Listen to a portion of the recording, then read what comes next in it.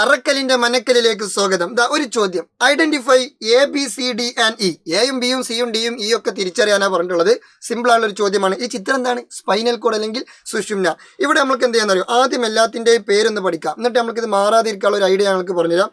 ഇതിൽ എ എന്താണ്? എ ഈ നടുവിലുള്ള ഈ സെൻട്രലിലുള്ള പോർഷൻ സെൻട്രൽ കനാൽ. എന്താണ്? Central canal. A central canal. Just ഒന്ന് എഴുതി കൊടുക്കാം. A central canal. Central canal. B എന്താണ്? ബി ബി ബി ബി മുകളിലുള്ള ഈ ബി എന്താണ്? Dorsal root. എന്താണ്? Dorsal root. താഴെ താഴെ അപ്പോൾ സ്വാഭാവികമായിട്ടും സി എന്തായിരിക്കും? C ventral root. Ventral root. Ventral root. Ventral root. Yes, set. ഇനി ഇവിടെ ഇയും ഡിയും എഴുതാൻ പറഞ്ഞിട്ടുണ്ട്. ഈ ഡി എന്താണ്? ഡി ഇതിൻ്റെ ഉള്ളിലാണ്. ഈ ബട്ടർഫ്ലൈൻ്റെ ഉള്ളിലാണ്. ഇതൊരു ബട്ടർഫ്ലൈ പോലെയല്ലേ? ഈ ബട്ടർഫ്ലൈൻ്റെ ഉള്ളിലാണ് ആര്? ഡി ഉള്ളത്. ഇ എന്താണ്? പുറത്താണുള്ളത്. അപ്പോൾ ഉള്ളിലുള്ള ബട്ടർഫ്ലൈ ആണ് ആര്? ഡി. ഡീൻ്റെ പ്രത്യേകത എന്ന് വെച്ചാൽ ഉള്ളിൽ ഗ്രേ മാറ്റർ. അതെന്തായിരിക്കും? ഗ്രേ മാറ്റർ ആയിരിക്കും. അപ്പോൾ സ്വാഭാവികമായിട്ടും പുറത്തുള്ള ഇ എന്താണ്? വൈറ്റ് മാറ്റർ ആയിരിക്കും. White matter. ഇതൊന്നും നമുക്ക് മാറാൻ പാടില്ല. ഇതിപ്പോൾ ഞാനിത് എനിക്ക് അറിയണതുകൊണ്ട് ഞാൻ എന്ത് ചെയ്തു? ഇത് സിമ്പിളായിട്ട് എഴുതി. നിങ്ങൾക്കും അറിയുന്ന ആൾക്കാർക്ക് ഇത് സിമ്പിളായിട്ട് എഴുതാം. പക്ഷേ നമ്മൾക്ക് ചിലപ്പോൾ മേ ബി ഇനിയിപ്പോൾ ഞാനാവട്ടെ നിങ്ങളാവട്ടെ പരീക്ഷയ്ക്ക് അങ്ങോട്ടും ഇങ്ങോട്ടും മാറിപ്പോവാൻ ചാൻസ് ഉണ്ട്. അതിന് എൻ്റെ അടുത്തൊരു ബുദ്ധിയുണ്ട്. പിടിച്ചോളൂ. അതായത് ഈ ഒരു ചിത്രത്തിൻ്റെ ഏറ്റവും സെൻട്രൽ പോർഷൻ ആണല്ലോ ഇത്. ആ സെൻട്രൽ പോർഷനിലുള്ള ഈ ഒരു ഓട്ടം ഉണ്ടല്ലോ, അതിനെ വിളിക്കുന്ന പേരാണ് സെൻട്രൽ കനാൽ. സെൻട്രൽ ആയതുകൊണ്ട് സെൻട്രൽ കനാൽ. അതങ്ങനെ ഓർത്ത് വെക്കുക. പിന്നെ മുകളിൽ ഏത് റൂട്ടാണ്? Dorsal root. താഴെ ഏത് റൂട്ടാണ്? Ventral root. മുകളിൽ ഡോർസൽ, താഴെ വെൻട്രൽ. മുകളിൽ ഡോർസൽ, താഴെ വെൻട്രൽ. അതെങ്ങനെ ഓർത്ത് വെക്കേണ്ടതെന്ന് ചോദിച്ചാൽ സിമ്പിളാണ്. ഇംഗ്ലീഷ് ആൽഫബറ്റിൽ ആദ്യം ഡി ആണോ വി ആണോ? ഇംഗ്ലീഷ് ആൽഫബറ്റിൽ ആദ്യം ഡി ആണോ വി ആണോ? ആദ്യം ഡി അല്ലടാ. അപ്പോൾ സ്വാഭാവികമായിട്ടും മുകളിൽ ഡോർസൽ റൂട്ട്, പിന്നല്ലേ വി. അപ്പോൾ താഴെ എന്തായിരിക്കും? Ventral root. ആൽഫബറ്റിൽ ആദ്യം ഡി ആയതുകൊണ്ട് മുകളിൽ ഡോർസൽ, താഴെ വെൻട്രൽ. അത് ആ രീതിയിൽ ഓർത്ത് വെക്കുക. അപ്പോൾ അത് കഴിഞ്ഞു. ഓക്കെ. ഇനി അടുത്തത് ഇവിടെ ഡി എന്താണ്? ഡി ഇതിൻ്റെ ഉള്ളിലാണ്. ഉള്ളിലേത് മാറ്ററാണ്? Grey matter. ഇ എന്താണ്? ഇതിൻ്റെ പുറത്താണ്. അതെന്ത് മാറ്റർ? White matter. അപ്പോൾ ഉള്ളിൽ എന്താണ്?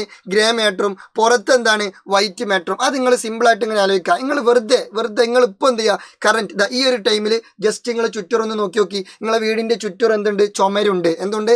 ചുമര്. ആ ചുമരിൻ്റെ ഉള്ളിൽ എന്തുണ്ട്? സിമെൻ്റ് ഉണ്ട്. സിമെൻ്റ് ഉണ്ട്. സിമെൻറ്റിൻ്റെ കളർ എന്താ? ഗ്രേ.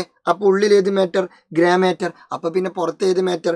White matter. എടാ ഈ ബട്ടർഫ്ലൈൻ്റെ ഉള്ളിൽ ഏത് മാറ്റർ? Grey matter. പുറത്ത് ഏത് മാറ്റർ? White matter. നമ്മുടെ വീട്ടിൽ ചുമരുണ്ട്. ചുമരിൻ്റെ ഉള്ളിൽ സിമെൻ്റ് ഉണ്ട്. സിമെൻറ്റിൻ്റെ കളർ ഗ്രേ. അപ്പോൾ ഉള്ളിൽ ഗ്രേ മാറ്റർ, പുറത്ത് വൈറ്റ് മാറ്റർ. കിട്ടി? എന്തൊരു സിമ്പിൾ. ഇന്ന് അടുത്ത ചോദ്യം. Mention the fluid present in the spinal cord. സുഷുമ്നയിൽ കാണപ്പെടുന്ന ദ്രവം ഏത്? സുഷുമ്നയിൽ ആകെ ഒരൊറ്റ ദ്രവമേ ഉള്ളൂ. ആ ദ്രവം എവിടെയാണ് കാണപ്പെടുന്നത്?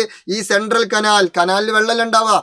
കനാലിൽ വെള്ളം ഉണ്ടാവില്ല, ഉണ്ടാവും. അപ്പോൾ ആ വെള്ളം ഏതാണ്? ആ ഫ്ലൂയിഡ് ഏതാണ്? ആ ദ്രവം ഏതാണ്? CSF, cerebro spinal fluid. Cerebro spinal ദ്രവം. ഇതെവിടെയുണ്ട്?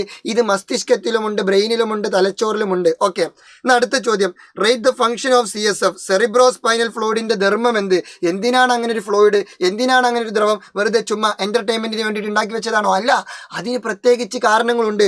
അതിന്റെ ഫംഗ്ഷൻസ് ഏതെങ്കിലും 2 ഫംഗ്ഷൻസ് പഠിച്ചു വെക്കുക. പരീക്ഷയ്ക്ക് 2 ഫംഗ്ഷൻ എഴുതി കൊടുത്താൽ തന്നെ മാർക്ക് കിട്ടും. ഇവിടെ 4 ഫംഗ്ഷൻസ് ഉണ്ട്. ഒന്നെന്ത് ചെയ്യുന്നു?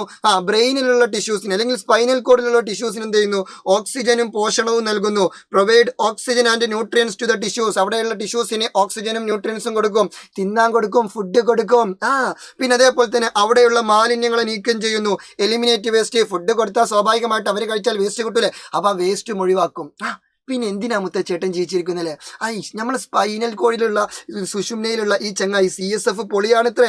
CSF ടോപ്പാണ്. പിന്നെ അടുത്ത പണി എന്താണ്? Regulate the pressure. മർദ്ദം ക്രമീകരിക്കുന്നു. ആൻഡ് ബാഹ്യക്ഷതങ്ങളിൽ നിന്നും സംരക്ഷിക്കുന്നു. അതായത് പ്രൊട്ടക്ട് ഫ്രം എക്സ്റ്റേണൽ ഇഞ്ചുറീസ്. നമ്മളെ സ്പൈനൽ കോഡിനോ നമ്മളെ ബ്രെയിനിനോ സ്പൈനൽ കോഡിനോ എന്തെങ്കിലും ചെറിയ കുഞ്ഞു പ്രശ്നങ്ങളുണ്ടെങ്കിൽ അതിൽ നിന്നൊക്കെ ആര് സംരക്ഷിക്കും? ഈ CSF അല്ലെങ്കിൽ സെറിബ്രോ സ്പൈനൽ ഫ്ലൂയിഡ് സംരക്ഷിക്കും. അപ്പോൾ മനസ്സിലാക്കുക, സെറിബ്രോ സ്പൈനൽ ഫ്ലൂയിഡ് സുഷുമ്ന അല്ലെങ്കിൽ സ്പൈനൽ കോഡിൽ മാത്രമല്ല, അതെവിടെയുണ്ട്? ബ്രെയിനിലുമുണ്ട്, തലച്ചോറിലുമുണ്ട് എന്ന് മനസ്സിലാക്കുക. ഓക്കെ. അപ്പോൾ എല്ലാം കിട്ടിയല്ലോ. So thank you. അടിപൊളിയായിട്ട് പഠിക്കുക, സൂപ്പറായിട്ട് പഠിക്കുക. നാളെ നമ്മൾക്ക് എക്സാം പൊളിച്ചടക്കണം. Good bye.